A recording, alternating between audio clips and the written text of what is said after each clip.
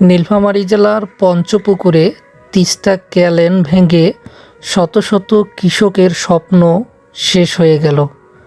তো মানুষ সৃষ্ট এই বন্যার কারণে দেখেন কতগুলো কৃষকের জমি আজকে হচ্ছে যে বন্যার মতো যেভাবে প্লাবিত হয়ে পানি নিচে হচ্ছে যে ফসলি জমি তলিয়ে যায়, ঠিক সেরকমভাবে হচ্ছে যে তিস্তা ক্যানেলের হচ্ছে যে বাঁধ ভেঙে মানুষের হচ্ছে যে জমিগুলো, মানুষের আলু, ভুট্টা এবং হচ্ছে আপনাদের তামাক, দেখেন শত শত ভুঁই কিন্তু পানির নিচে তলিয়ে গেছে। প্রায় কোটি কোটি টাকার সম্পদ মানুষের নষ্ট হয়ে গেছে।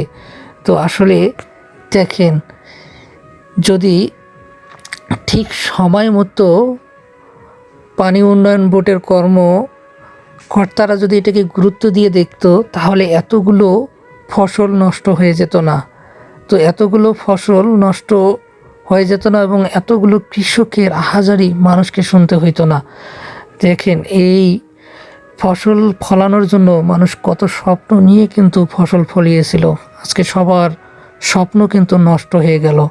দেখেন, এক মায়ের কাছ থেকে আমরা শুনলাম যে ওই মাটি তার অপারেশন করাবে, ঠিক আছে, এই আলু তোলার পরে আলুর টাকা দিয়ে অপারেশন করাবে, কিন্তু দেখেন কি ভাগ্যের নির্মম পরিহাস, সে অপারেশন করার পূর্বেই কিন্তু তার আলুগুলো একেবারে হচ্ছে যে পানির নিচে তলিয়ে গেল।